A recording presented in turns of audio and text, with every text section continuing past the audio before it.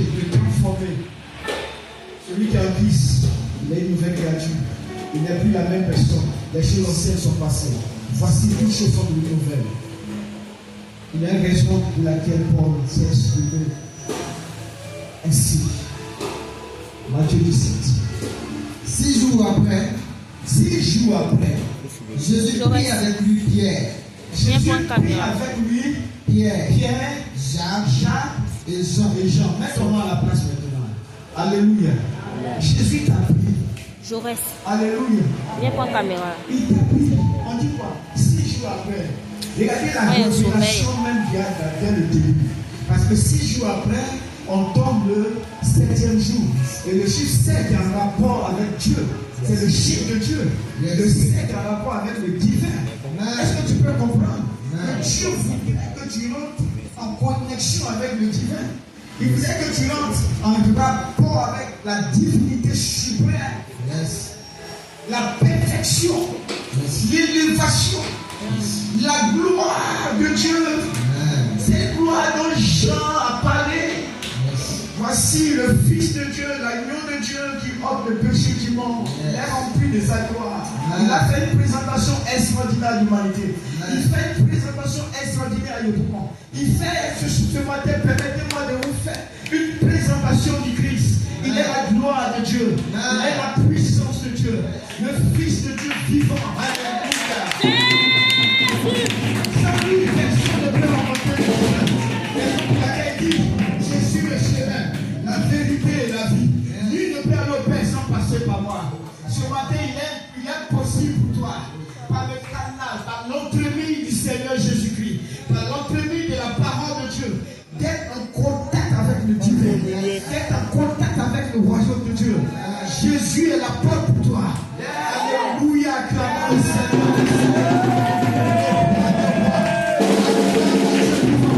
Alléluia.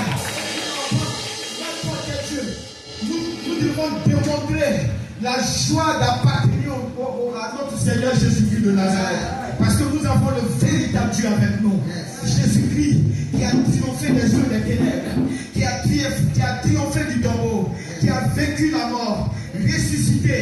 Il vit au siècle des siècles. C'est ce Jésus dont je t'annonce ce matin. C'est ce Jésus dont je te prêche ce matin. C'est ce Jésus dont je te prêche ce matin. Alléluia. Dis à Thomas, malgré le doute de Thomas, parce qu'il est un homme dubitatif, il est pessimiste, mais malgré cela, il dit à Thomas, celui qui m'a vu, celui qui m'a trouvé, celui qui m'a rencontré, a rencontré Dieu le Père. Jésus prit avec lui Pierre, Jacques et Jean, son frère.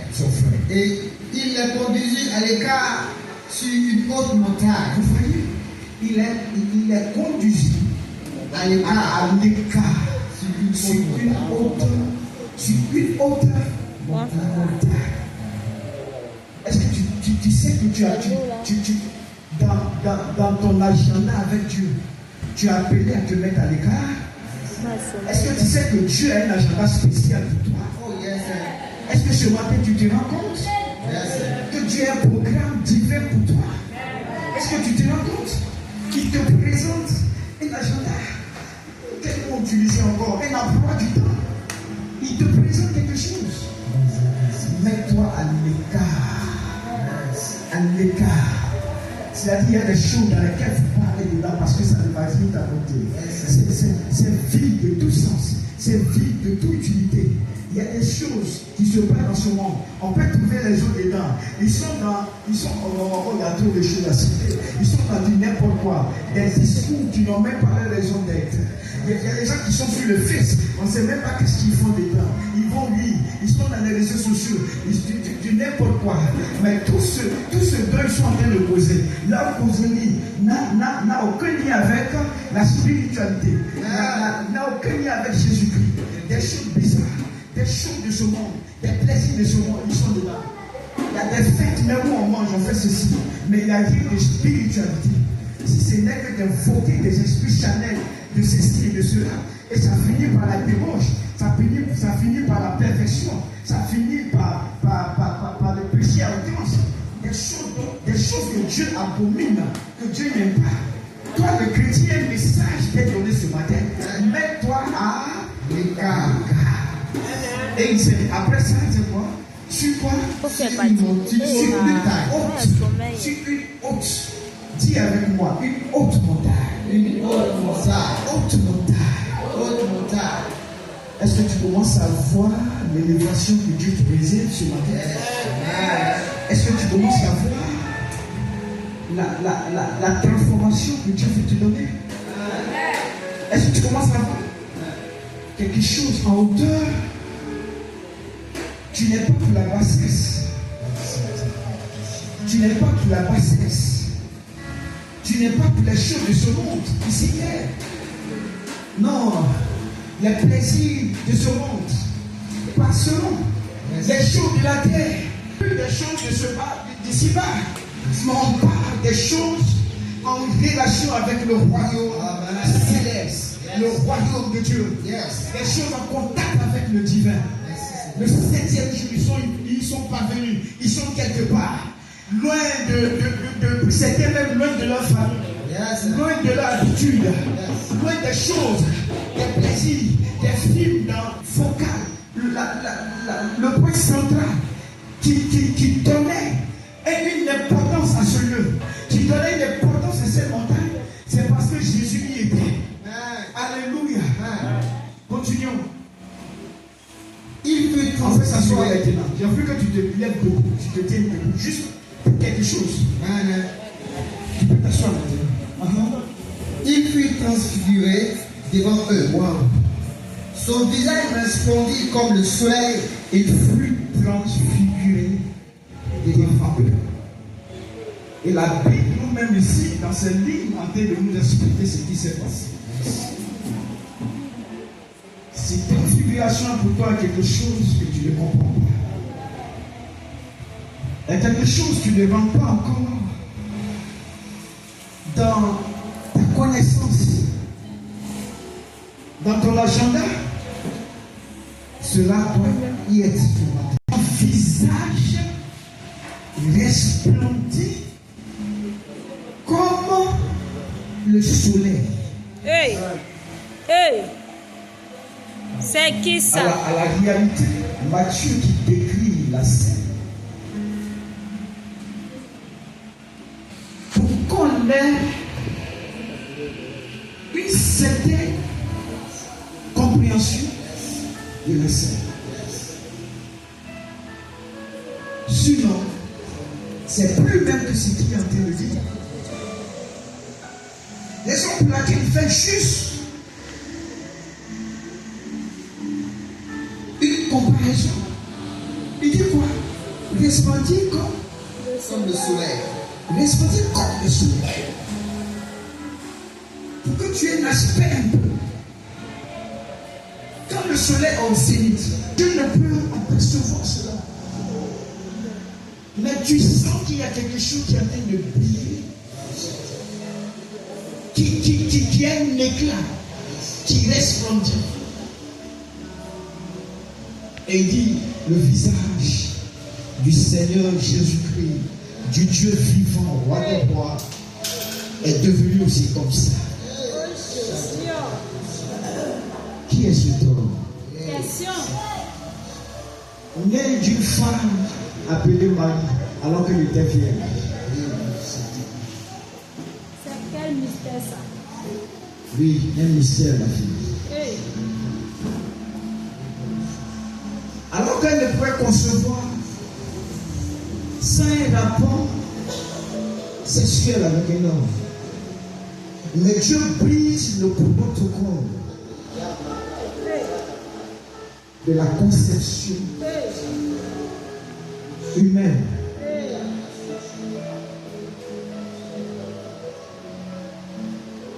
Il brise ce protocole. Il y a des choses qui vont arriver. Personne ne pourra comprendre comment cela est arrivé. Il y a des choses que tu vas vivre, mais personne ne pourra comprendre comment cela a été possible que tu vives. C'est que tu vives cela. Yes. C'est pour cela que cherche Dieu. Cherche Dieu. Oh yes. C'est pour cela, vis ta vie pour Dieu. Ne cherche pas ce que ce monde est, ce que ce monde considère. Mais je t'annonce que pour connaître et vivre des choses inexplicables, Oh yes. ce n'est que par le contact avec le Dieu surnaturel. Oh, yes. Amen. Avec le Dieu de la transfiguration. Au point que sur cette montagne, Jésus-Christ change d'aspect, son visage resplendit. L'éclat est en manifestation. Ce jour-là, il avait porté des habits, c'est vrai. Ce jour-là, il avait un corps aussi d'homme, c'est vrai. Mais ce qui est en train de se passer dépasse le naturel, dépasse la dimension de la chair, la dimension du corps physique. À tel enseigne que le vêtement dont il était couvert ce jour-là était un vêtement spirituel éclatant. Oh yes. Et l'habit ou la robe, le vêtement naturel ou physique dont il avait porté avait perdu tout son sens, comme si cela n'existait pas. Mais on voyait la gloire dont il était revêtu. Oh yes. Et les apôtres étaient dans cette scène. Jésus-Christ leur faisait connaître sa véritable dimension surnaturelle, spirituelle, sa dimension du sauveur de l'humanité, sa dimension de celui qui porte en lui le royaume des cieux dont il est question, dont Jean avait annoncé.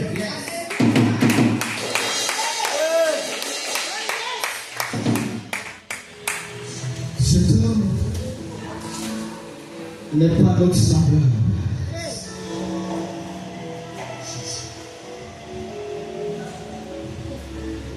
On l'a vu auprès de Joseph. Parce que Joseph était charpentier. Il a appris aussi ce métier.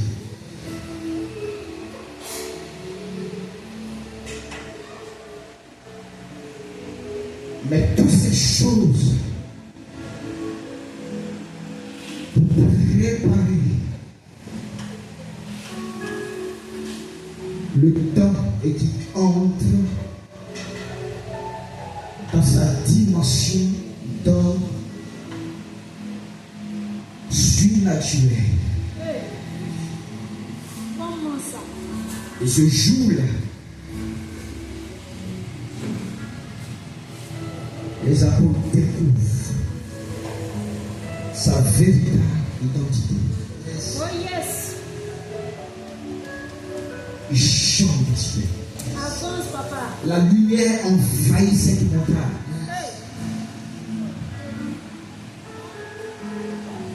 Le surnaturel s'impose sur le naturel. Alléluia. Les gens dont on avait parlé depuis belle lurette.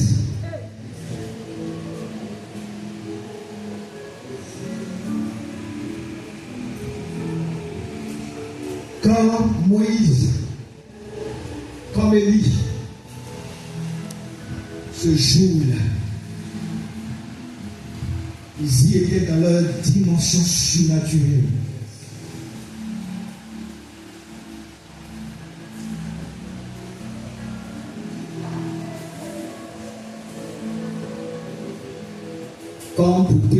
la véracité.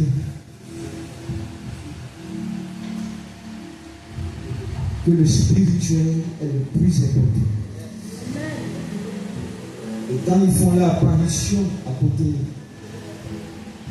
du Fils de Dieu unique, Sauveur du monde entier,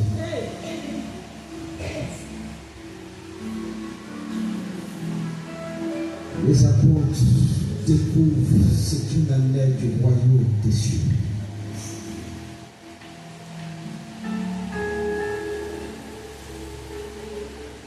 Le ciel et la terre passeront, mais le royaume de Dieu ne passera pas. Jamais. Il est possible que tu rentres dans ce royaume et ta vie sera une vie d'éternité, semblable à celle de Moïse Oh et yes. d'Élie. Oh yes. De façon physique, l'homme ne pouvait plus parler d'eux ou les apercevoir. Mais comment se fait-il que sur cette montagne de la transfiguration, Pierre et Jean découvrent la présence de Moïse et d'Élie?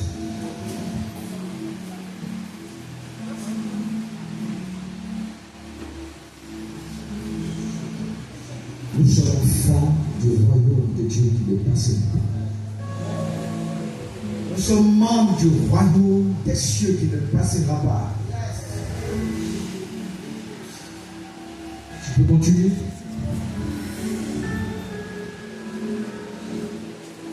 Et voici, Moïse et Élie leur apparut. Ils ont vu Moïse et Élie. S'entretenant avec lui. Alléluia. Regardez le mystère du royaume de Dieu. Regardez le mystère de la transfiguration. Qui a dit à Jacques, à Pierre et Jean, que ceux-là, c'est Élie qui est là, c'est Moïse qui est là? Qui leur a dit ça? Quand tu investis du Saint-Esprit, tu as la connaissance. Tu as la connaissance des choses spirituelles. Parce que l'Esprit de Dieu en toi t'enseigne et te révèle des secrets. Quand tu ne peux connaître, si tu n'as investi de ce pouvoir. Oh yes. Ils n'ont pas vécu avec Élie. C'est des gars très lointains. Ils n'ont pas vécu avec Moïse.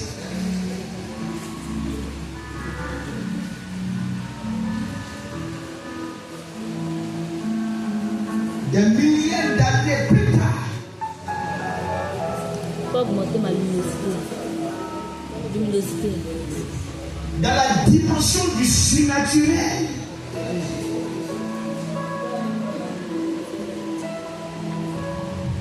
Dans la dimension du surnaturel, tu auras la connaissance des choses qui témoignent du royaume des cieux. Et le royaume des cieux t'enseignera des choses. Tu découvriras des choses. Ce n'était pas leur intellect ce jour-là. Ce n'était pas leur philosophie ou leur diplôme ce jour-là.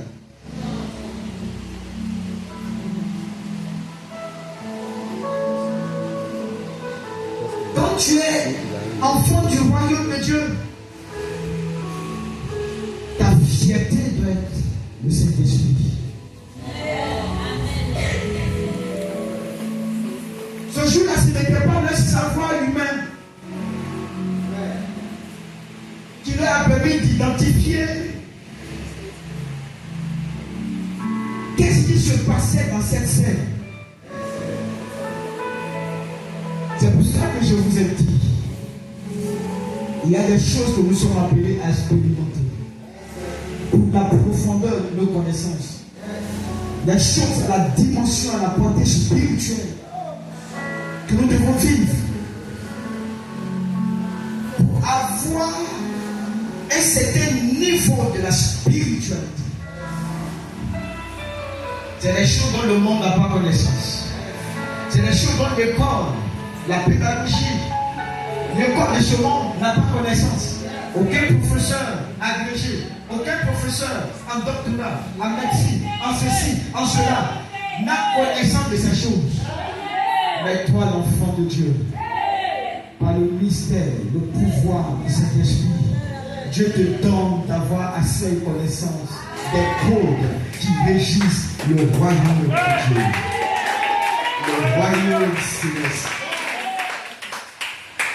Alléluia. Avez-vous vu une fois un habitant d'un royaume ou d'un lieu qui ne connaît pas les lois de son lieu ou de là où vit de son royaume, c'est pas possible. C'est la même chose. Quand tu es vivant dans ce royaume, les choses dont le monde n'a pas connaissance, les choses pour lesquelles le monde est aveugle, parce qu'ils portent des yeux physiques, mais ils sont aveugles aux choses spirituelles. Jésus disait à ses disciples, heureux, parce que vous serez voir, parce que vous aurez un temps. Vous parlez dans des yeux spirituels, des oreilles spirituelles, qui caractérisent nos vies en tant qu'habitants du royaume de Dieu, en tant que serviteur de Dieu, en tant que servant de Dieu. Cherchons ces choses. Cherchons à percer ces mystères. Cherchons à découvrir ces choses. Ça se passe dans une rencontre entre Dieu et toi. Dans une consécration entre Dieu et toi. Est-ce que tu fais fi des choses d'ici-bas? Que des choses de ce monde ne te disent rien. Paul pouvait dire, toutes ces connaissances de ce monde, toutes ces gloires du monde est de la boue. Ça ne lui a rien apporté. Mais il dit, cherche la connaissance du Fils de Dieu. C'est de là qu'il faut tirer ta fierté.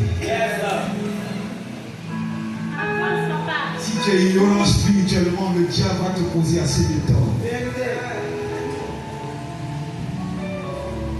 Il va même te dominer.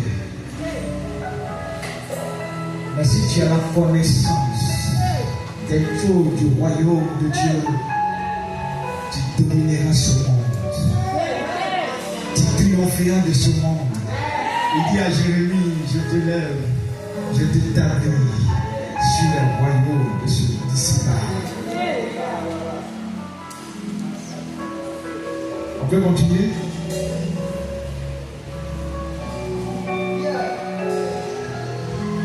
Pierre prenant la parole.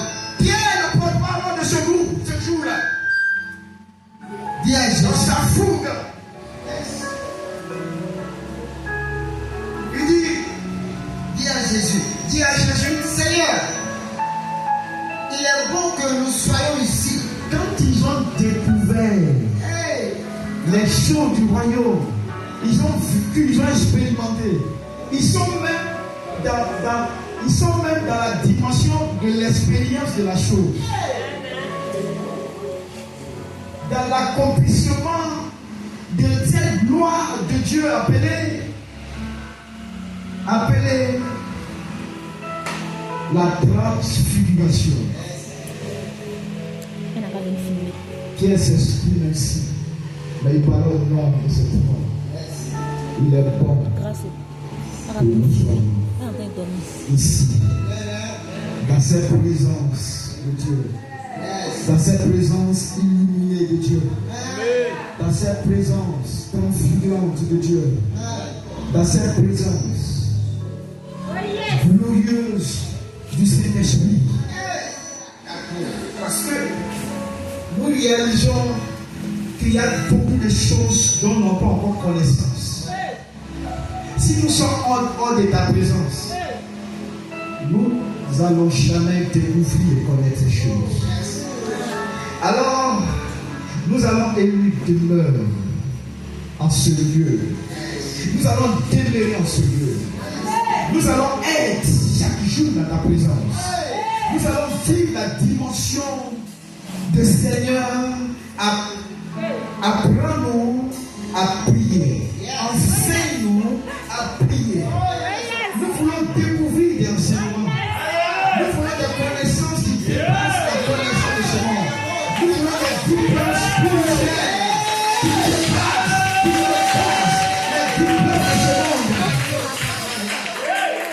Nous voulons la formation du Saint-Esprit qui nous donne aussi de marcher sur, de guérir les malades, d'ouvrir les yeux des aveugles, de guérir ceux qui ont l'hôpital, mais aucune solution pour eux.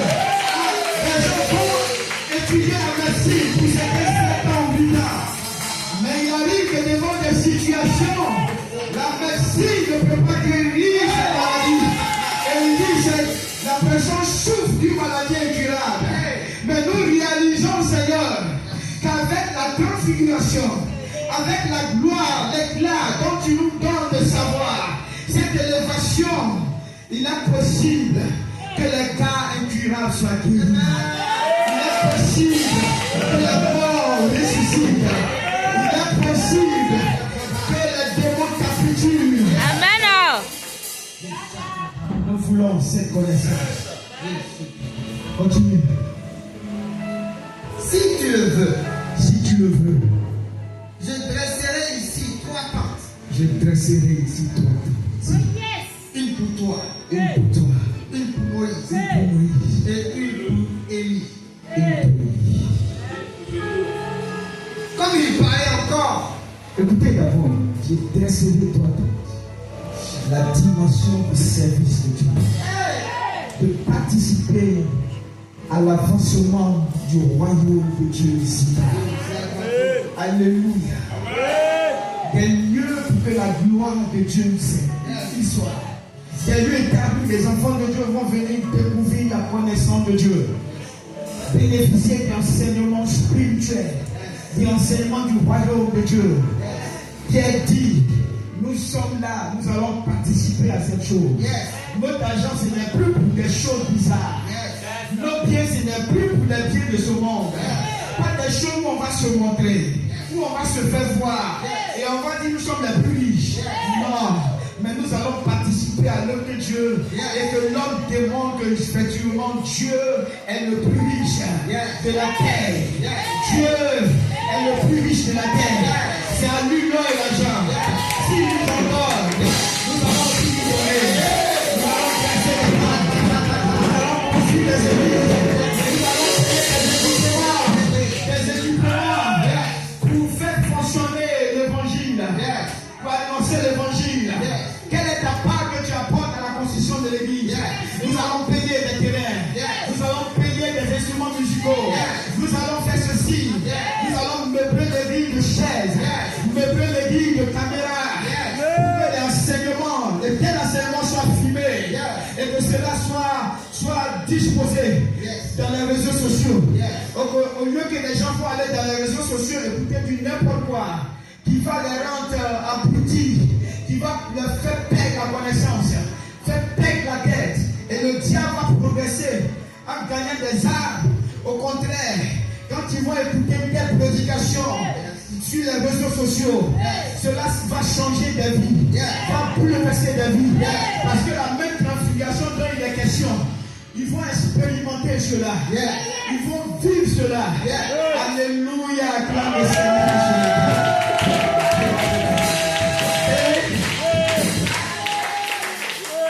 je dresserai ici 3 tentes. Une pour toi, une pour Moïse, et une pour Élie. Comme il parlait encore, une nuée lumineuse les couvrit. Vous voyez les dimensions de la transfiguration. Une nuée, c'est une lueur blanchâtre. Car la réalité, le langage humain ne peut décrire. Mais qui couvre tout ce lieu, qui chante tout ce lieu. Le Le Saint-Esprit a un mouvement dans tout ce secteur. Dans tout ce secteur. Et les ténèbres fuient. Quand le royaume de Dieu s'installe dans sa splendeur, dans sa grandeur, dans sa gloire. Aucune autre puissance ne peut résister. Oui, la voix dit quoi? Une nuée lumineuse les couvrit, et voici une voix fit entendre de la nuée ces paroles. Celui-ci est mon fils bien-aimé. Celui-ci est mon fils bien-aimé.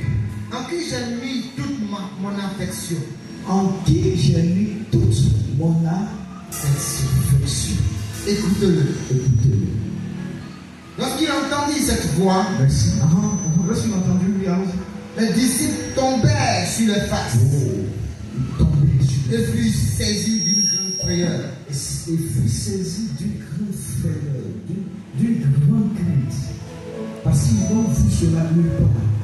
Ils ont vécu une telle expérience nulle part. Mais là, des choses étranges sont en train de se passer. Ils sont partis à 4. Mais ils découvrent que là-bas, il y a un autre homme surnaturel dans le ciel. Appelé. Et un homme surnaturel qui est là appelé Moïse. Ils découvrent ce Jésus auquel ils sont habitués. Mais ils changent d'aspect. Ils découvrent que non seulement Jésus a été illuminé, non seulement il est splendide, mais eux-mêmes sont envahis par cette nuée. Eux-mêmes expérimentent quelque chose.